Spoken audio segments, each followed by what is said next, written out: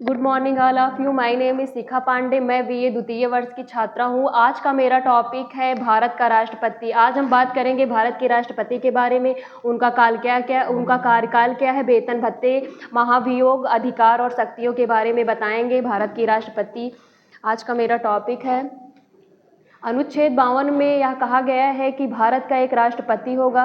अनुच्छेद 53 में यह कहा गया है कि संघ की कार्यपालिका राष्ट्रपति में निहित होगा। संघ की कार्यपालिका राष्ट्रपति में ही निहित होती है। राष्ट्रपति पद की योग्यताएं। राष्ट्रपति वह भारत का नागरिक हो, उसकी आयु 35 वर्ष से कम ना हो, वह लोकसभा का सदस्य चुने जाने की योग्यता रखता हो, वह पागल अथवा दिवालिया ना हो।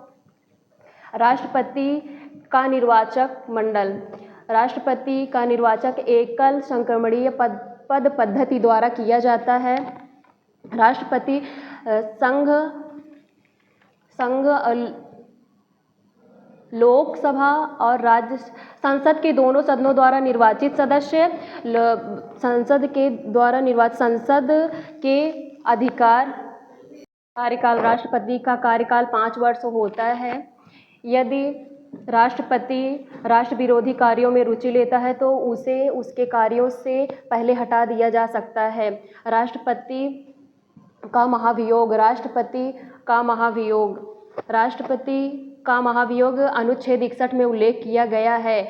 यदि राष्ट्रपति राष्ट्र विरोधी कार्यों में रुचि रखता है या उसका उल्लंघन करता है संविधान के अनुसार, तो उसे 14 दिन प्रस्ताव पारित सदन में किया जाता है। यह संसद के किसी भी सदन में प्रस्तावित हो सकती है और सदन को 14 दिन पहले ही सूचना देनी पड़ती है कि महाभियोग कैसे लगाया जाए। यदि पहले लोकसभा में होकर के प्रस्तावित फिर राज्यसभा में जाता है, यदि 2/3 बहुमत से पास हो जाता है तो राष्ट्रपति को अपने पद से हटना पड़ता है। और जब उस पर आरोप लगाया जो गया होता है वहाँ राष्ट्रपति मौजूद होता है और अपने कार्यों की जांच करवाता है। यदि ऐसा नहीं हो पाता है तो राष्ट्रपति को अपने पद से त्यागपत्र देना होता है।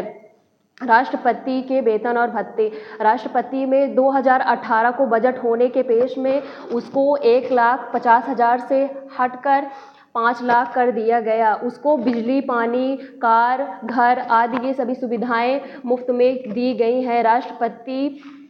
राष्ट्रपति की शक्तियाँ। राष्ट्रपति के 2 शक्तियाँ हैं। नंबर 1 शांतिकालीन अधिकार, नंबर 2 संकटकालीन अधिकार। शांतिकालीन अधिकार नंबर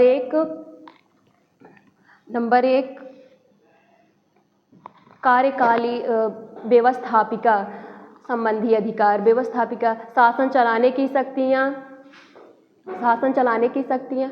नंबर 2 राज्यों में शासन का अधिकार राष्ट्रपति में निहित होता है। पदाधिकारियों की नियुक्ति। सैनिक अधिकार। पदाधिकारियों की नियुक्ति में उच्चतम न्यायालय, उच्च न्यायालय, लोकसभा और लोक सेवा आयोग की नियुक्ति करता है। सैनिक आयोग। राष्ट्रपति जल, थल, वायु। Good morning all of you. मैं कौशिकी पांडे बीए द्वितीय वर्ष की छात्रा हूँ। आज का हमारा मुख्य टॉपिक है भारत का राष्ट्रपति। अनुच्छेद 52 के तहत भारत में एक राष्ट्रपति होगा। अनुच्छेद 53 के तहत राष्ट्रपति कार्यपालिका की समस्त शक्तियाँ जो है राष्ट्रपति में निहित होंगी। अनुच्छेद 54 के तहत राष्ट्रपति के निर्वाचन को रखा गया है। राष्ट्रपति का निर्वाचन लोकसभा, राज्यसभा, विधानसभा के निर्वाचित सदस्यों द्वारा किया जाएगा। राष्ट्रपति के निर्वाचन में मनोनीत सदस्य भाग नहीं लेते हैं। अनुच्छेद 58 के तहत भारत की योग्यता। राष्ट्रपति की योग्यताएं में पहला तो वह भारत का नागरिक होना चाहिए, 35 वर्ष की आयु प्राप्त होनी चाहिए, पागल अथवा दिवालिया ना हो, संसद के किसी भी सदन का अस्थायी सदस्य हो।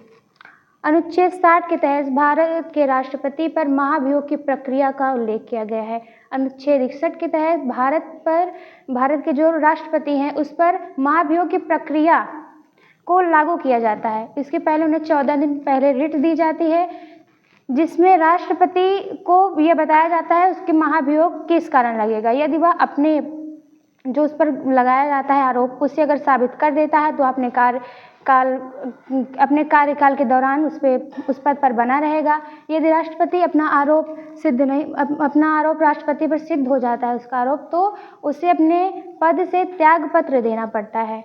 राष्ट्रपति की गैर मौजूदगी में उपराष्ट्रपति उसका कार्यकाल संभालता है। यदि उपराष्ट्रपति भी नहीं होता तो भारत की सर्वोच्च न्यायालय का मुख्य न्यायाधीश राष्ट्रपति के पद पर कार्यकाल को संभालता है। राष्ट्रपति की अनुपस्थिति में 6 महीने के भीतर ही राष्ट्रपति का चुनाव कराना अनिवार्य है। राष्ट्रपति को 2 शक्तियां प्रदान की गई हैं, पहला संकटकालीन, दूसरा शांतिकालीन। संकटकालीन के अंतर्गत अनुच्छेद 352, 356, 360 को रखा गया है। धन्यवाद। Morning to all of you. मेरा नाम खुशी पांडे, मैं द्वितीय वर्ष की छात्रा हूँ। मैं आप सबके समक्ष धर्म निरपेक्षता पर अपने विचार प्रकट कर रही हूँ। धर्म निरपेक्षता का अंग्रेजी रूपांतरण है सेक्युलरिज्म। सेक्युलरिज्म की मीनिंग होती है धर्मनिरपेक्षता, यानी कि किसी भी एक धर्म को मान्यता न प्रदान करना।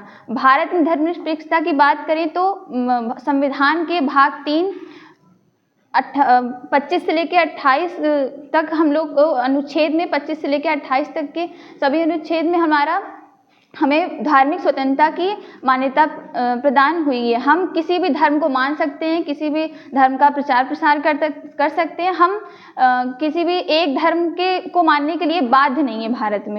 भारत की प्रस्तावना में 1976 में 42वें संविधान संशोधन के तहत धर्मनिरपेक्षता शब्द जोड़ा गया। धर्मनिरपेक्षता एक उसके 2 पहलू होते हैं, सकारात्मक नकारात्मक दोनों। और हमारा भारत जो है वो विविधताओं का देश है, तो यहाँ पर धर्मनिरपेक्षता बहुत ही आवश्यक है और इसे हम लोग बहुत अच्छे से इसका निर्वहन भी कर रहे हैं। Thank you. Good morning all of you. Myself Humaira Anjum from BA second year. My topic is coalition. गठबंधन सरकार। कोलाइसन लैटिन भाषा के शब्द कोलाइसन से लिया गया है, जिसका अर्थ होता है साथ बढ़ना अथवा विकसित होना। इस प्रकार तकनीकी अर्थों में कोलाइसन का हिंदी अर्थ होता है गठबंधन, जिसका अर्थ होता है विभिन्न राजनीतिक दलों को एक रूप में संयुक्त करना। इस प्रकार राजनीतिक अर्थों में गठबंधन का अर्थ होता है दूरस्थ, विभिन्न राजनीतिक दलों का आपस में एकजुट होकर एक गठबंधन बनाकर कार्य करना। गठबंधन सरकार को हम निम्नलिखित परिभाषाओं द्वारा समझ सकते हैं। जब कुछ राजनीतिक दल सरकार बनाने के लिए हाथ मिलाते हैं, तब साझा सहमति आधारित कार्यक्रम पर राजनीतिक शक्तियों का उपयोग करते हैं, तब इस व्यवस्था को हम गठबंधन सरकार के रूप में परिभाषित कर सकते हैं। दूसरी परिभाषा ये है कि गठबंधन लोकतांत्रिक व्यवस्था में बहुदलीय सरकार की एक ऐसी परिघटना है जिसमें अनेक अल्पमत वाले दल सरकार बनाने के लिए हाथ मिलाते हैं, तब गठबंधन की सरकार अस्तित्व में आती है। गठबंधन का आशय है कम से कम 2 सहयोगी गुट। गठबंधन राजनीतिक स्थिर नहीं बल्कि गतिशील मामला है, जिसमें शामिल दल समूह विकसित होते रहते हैं नए दल बनाने के लिए। गठबंधन कुछ प्राप्तियों, वस्तुओं अथवा मानस के आधार पर बनाए जाते हैं। गठबंधन समायोजन का लक्ष्य सत्ता प्राप्ति है। गठबंधन का मूलभूत सिद्धांत विशेष हितों का अस्थायी सम्मेलन है।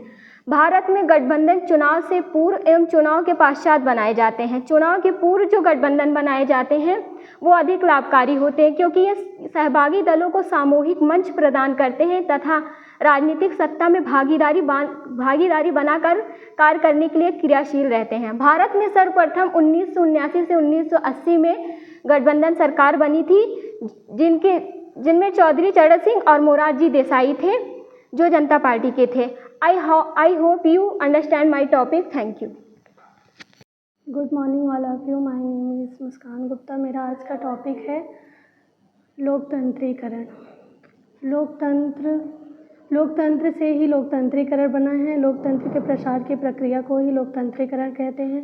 विश्व के अधिकांश देशों में लोकतंत्र का तात्पर्य विश्व के अधिकांश देशों में लोकतंत्र फैलाना तथा उसे स्वीकार करने से है। लोकतंत्रीकरण की शुरुआत पश्चिमी देशों से हुई थी। इस्लामी देशों में स्प्रिंग और अरब के रूप में जानी जाती है। अब्राहम लिंकन ने कहा है, जनता के द्वारा जनता का शासन प्रणाली है। Government of the people, by the people, for the people.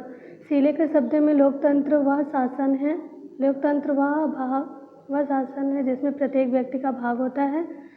लोकतंत्र दो प्रकार के होते हैं, प्रत्यक्ष लोकतंत्र, अप्रत्यक्ष लोकतंत्र। प्रत्यक्ष लोकतंत्र स्विट्जरलैंड में है, अप्रत्यक्ष लोकतंत्र भारत में है। लोकतंत्र के आयाम, लोकतंत्र के 3 आयाम हैं, सामाजिक आयाम, आर्थिक आयाम, राजनीतिक आयाम। लोकतंत्र के उद्देश्य,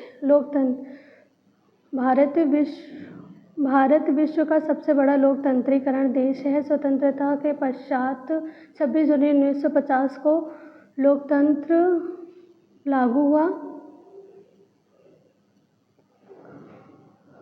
लोकतंत्र के उद्देश्य हैं जनता की संपूर्ण तथा सर्वोच्च भागीदारी, उत्तरदायी सरकार, जनता के अधिकारों और स्वतंत्रता की रक्षा, सरकार का कर्तव्य होना। Thank you. Good morning, myself Saloni Mishra. I study in BA second year. आज का टॉपिक है democracy. Democracy is a form of government where the people have power to make decisions about their society direct and indirectly through the elected representative. Abraham Lincoln says that by the people, of the people, and for the people. It's based on 2 keys, individual autonomy and equality. People should be able to control their own lives. Equality. Everyone should have the equality, same opportunity to influence decisions that affect them. Thank you.